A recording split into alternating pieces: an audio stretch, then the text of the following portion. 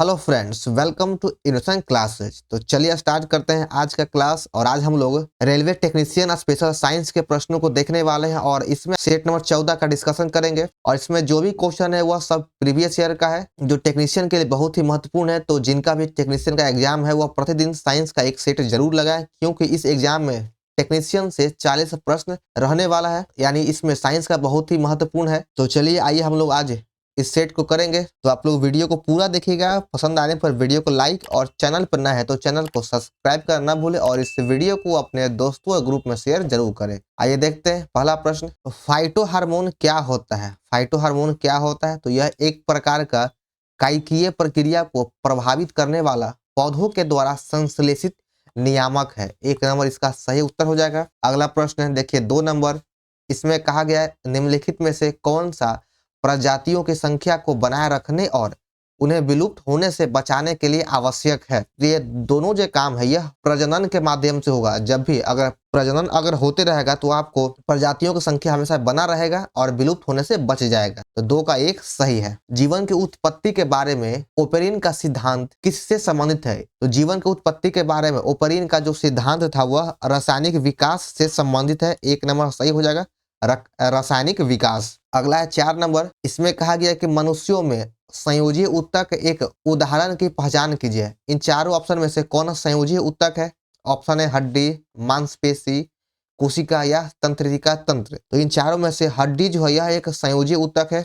1 number सही हो जाएगा। आगे देखिए कि हड्डी मनुष्य में संयोजी ऊतक का एक उदाहरण है। मनुष्यों में संयोजी ऊतक में रेशेदार ऊतक, वसा, उपास्थि, हड्डी, अस्थिमज्जा और रक्त शामिल होता है। ये सभी संयोजी ऊतक का एग्जाम्पल है। संयोजी ऊतक अन्य अंगों को एक साथ जोड़ने और खाली स्थानों को भरने के काम में आता है। अगला प्रश्न है 5 नंबर।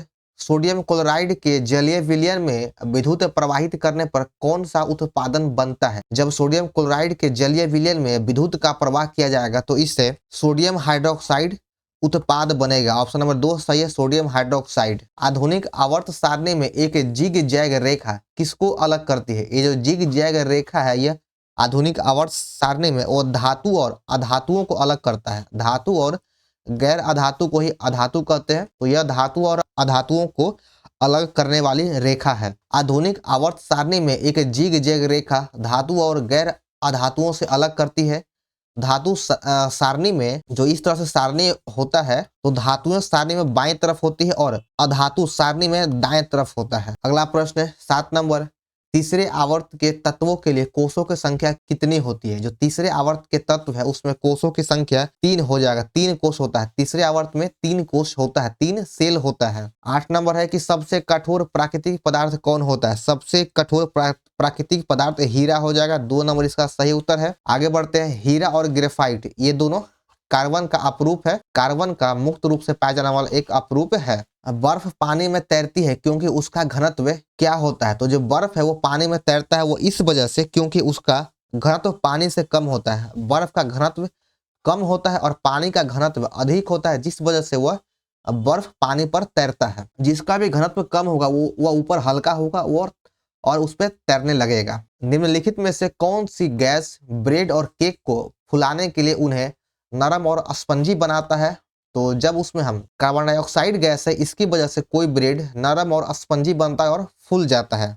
तो 10 का 1 नंबर सही आंसर हो जाएगा। आगे बढ़ते हैं। देखिए 11 नंबर कि निम्नलिखित में से कौन सी धातु कार्बन का उपयोग करके अपचयन के द्वारा प्राप्त नहीं होता है? कौन वो धातु है जो कार्बन का उपयोग करके अपचयन माध्यम के द्वारा प्राप्त नहीं होता है?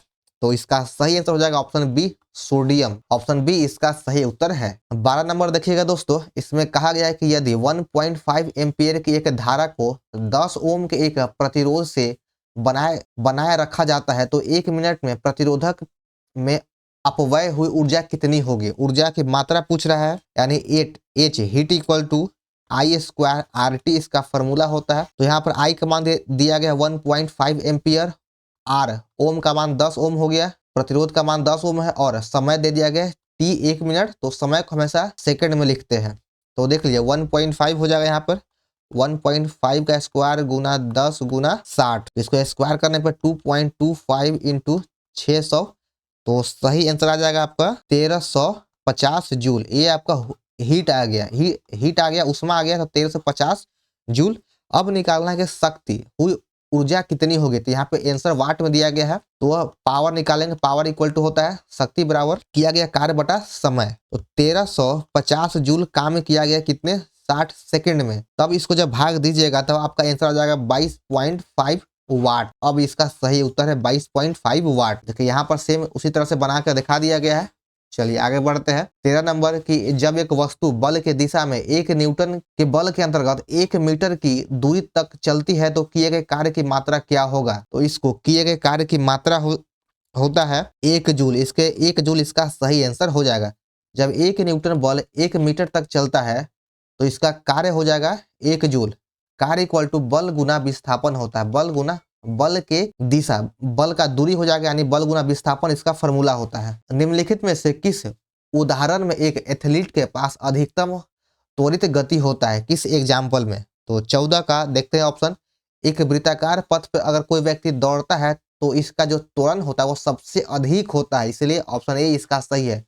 इसमें यही पूछा है कि किसके पास त्वरण की गति सबसे अधिक होगा, तो कोई भी वृत्ताकार में दौड़ेगा तो इसमें त्वरण जो है सबसे अधिक होता है। समापन रेखा को पार करने के बाद भी एक धावक क्यों दौड़ते रहता है। जब भी आप कभी रनिंग देखे होंगे, या कहीं पे दौड़ होता है, चाहे आपके बिहार पुलिस हो, ग्रुप डी हो या फिर दरोगा हो, वो यहाँ पे जब दौड़ फिनिशिंग लाइन यहाँ पे होता है, लेकिन फिर भी वो कुछ दूर तक आगे बढ़ जाता है। वो किस वजह से, वो अचानक यहीं पे क्यों नहीं रुकता है। तो इसका वजह यह है कि गति जड़त्व उसे चलयमान रखता है, गति जड़त्व की वजह से वह आगे की ओर बढ़ जाता है। ऑप्शन 2 आंसर हो जाएगा, गति जड़त्व की वजह से। अगला प्रश्न है, वह पुनरावर्ती परावर्तन जिसके परिणाम स्वरूप ध्वनि का सातत्य होता है वह क्या कहलाता है। तो उसे प्रतिध्वनि कहते हैं, प्रतिध्वनि कहा जाता है। अगला है 17 नंबर, एक अश्वशक्ति बराबर कितना होता है। एक अश्वशक्ति बराबर 746 वाट होता है। 1 HP अश्वशक्ति को H हॉर्स पावर भी कहा जाता है और इसके बराबर 746 वाट इसका सही उत्तर है। अगला प्रश्न 18 नंबर कि प्रकाश का क्वांटम सिद्धांत किसके द्वारा दिया गया था। प्रकाश का क्वांटम सिद्धांत मैक्स प्लांक के द्वारा दिया गया है।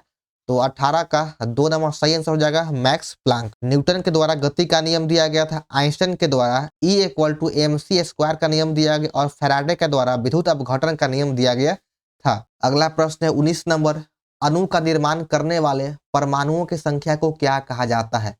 अणु का निर्माण करने वाले परमाणुओं की संख्या को परमाणुकता कहा जाता है, परमाणविकता कहा जाता है। 3 नंबर सही है। एक चीज देखिए कि ऑक्सीजन O2 हो गया, तो यह एक अणु है और इस अणु में 2 परमाणु है। ऑक्सीजन के अणु में 2 परमाणु है। अगर जल लेते हैं तो यहाँ पर 2 तत्व से मिलकर जल बना है, तो इस जल को पूरे अणु कहा जाता है और यौगिक है और इसे अणु है। और इस अणु में, जल के अणुओं में परमाणुओं की संख्या कितनी है, तो इसमें 3 परमाणु हो जाएगा। 20 न्यूटन बल किसी वस्तु को 2 मीटर तक विस्थापित करता है और 20 जूल कार्य करता है। बल और विस्थापन के बीच का कोण क्या होगा। तो इसका फॉर्मूला होता है कार्य इक्वल टू बल गुना विस्थापन इंटू कॉस थीटा, यानी W = F × D × cos theta. तो कार्य क्या है, तो कार्य किया गया है 20 जूल और बल दिया गया है 20 न्यूटन और 2 मीटर तक विस्थापित हुआ है। तो डिग्री, तो कोण यहाँ पे कॉस थीटा लगा देंगे, तो 20 से 20 कट जाएगा, तो कॉस थीटा बराबर आ जाएगा 1/2, यानी थीटा का मान आ गया 60 डिग्री। तो 20 का हो जाएगा सही आंसर ऑप्शन डी, 60 डिग्री इसका सही आंसर है। अगर नोमेरिकल थोड़ा बहुत इजी पूछता है, मतलब इजी ही रहता है, अगर आपको फॉर्मूला याद है तो आपको नोमेरिकल आसानी से बन जाएगा। अगला प्रश्न देखिए 21 नंबर, प्रबल अम्ल के संबंध में निम्नलिखित में से कौन सा कथन गलत है। 21 में ऑप्शन को देखते हैं। सभी खनिज प्रबल अम्ल प्रबल अम्ल होता है, बिल्कुल सही है। हाइड्रोक्लोरिक अम्ल, सल्फ्यूरिक अम्ल और नाइट्रिक अम्ल प्रबल अम्ल का एग्जाम्पल है, यह भी सत्य है। प्रबल अम्ल अन्य पदार्थ जैसे कि धातु कार्बोनेट और धातु हाइड्रोजन कार्बोनेट के साथ बहुत तेजी से अभिक्रिया करता है, तो हाँ यह भी सही है, यह सही है दोस्तों। आगे देखिए कि अम्ल वह रासायनिक पदार्थ है जिसका स्वाद नमकीन होता है, बिल्कुल गलत है फ्रेंड्स। अम्ल का स्वाद खट्टा होता है, नमकीन नहीं होता है। और क्षार का स्वाद कड़वा होता है। तो 21 का 4 नंबर गलत है। नीचे दिए गए विकल्प में गलत आणविक सूत्र यानी IUPAC नेम समान नाम वाले विकल्प की पहचान कीजिए। किसका जो मिलान है वह गलत है। तो C2H5OH को एथेनॉल एथिल एल्कोहल कहा जाता है। C4H9OH को ब्यूटेनॉल ब्यूटाइल एल्कोहल कहा जाता है। C3H7OH को प्रोपेनॉल प्रोपिल एल्कोहल कहा जाता है और H3OH मेथेनॉल मेथिल अल्कोहल यह गलत है, इसे मेथेनॉल नहीं कहा जाता है। तो इसलिए 22 का 4 नंबर गलत है। 23 नंबर है कि पृथ्वी की सतह पर गुरुत्वीय त्वरण का मान क्या होता है। पृथ्वी की सतह पर गुरुत्वीय त्वरण का मान 9.8 मीटर प्रति सेकंड स्क्वायर होता है। तो देख लीजिए ऑप्शन कौन मैच कर रहा है। तो इसमें 23 का 2 नंबर सही हो जाएगा। अगला है 24 नंबर, जब एक उपग्रह पृथ्वी के परितः 4000 किलोमीटर त्रिज्या के ग्रह पथ में घूमता है तो गुरुत्वाकर्षण द्वारा बल किए गए कार्य की गणना कीजिए। तो कोई उपग्रह पृथ्वी के परितः जब घूम रहा है तो उसका कार्य कुछ नहीं होगा, वो वृत्ताकार में घूम रहा है तो उसका कार्य 0 हो जाएगा, 0 जूल कार्य होगा। अगला है इस सेट का अंतिम प्रश्न कि दोनों वस्तुओं के मध्य एक बल हमेशा बराबर और विपरीत होता है, यह विचार न्यूटन के किस नियम में दिया गया है। यानी दोनों वस्तुओं के मध्य बल हमेशा बराबर और विपरीत होता है, यह न्यूटन के तीसरे गति नियम से संबंधित है। तीसरे नियम में कहा गया कि कोई भी क्रिया पर, न्यूटन के तीसरे नियम में कहा गया कि क्रिया के प्रति प्रतिक्रिया होती है। गति के यानी न्यूटन के प्रथम नियम से बल का परिभाषा प्राप्त होता है और इसके प्रथम नियम को गैलीलियो का नियम या फिर जड़त्व का नियम भी कहते हैं। गति के दूसरे नियम से बल का व्यंजन यानी F = ma प्राप्त होता है। तो चलिए यहाँ पर हमारा आज का सेट नंबर 14 समाप्त होता है। तो आप लोगों को यह वीडियो कैसा लगा कमेंट जरूर करें। पसंद आने पर वीडियो को लाइक और चैनल को सब्सक्राइब करना ना भूलें और इस वीडियो को अपने दोस्तों और ग्रुप में शेयर जरूर करें। तो चलिए मिलते हैं फिर नेक्स्ट वीडियो में। जय हिंद।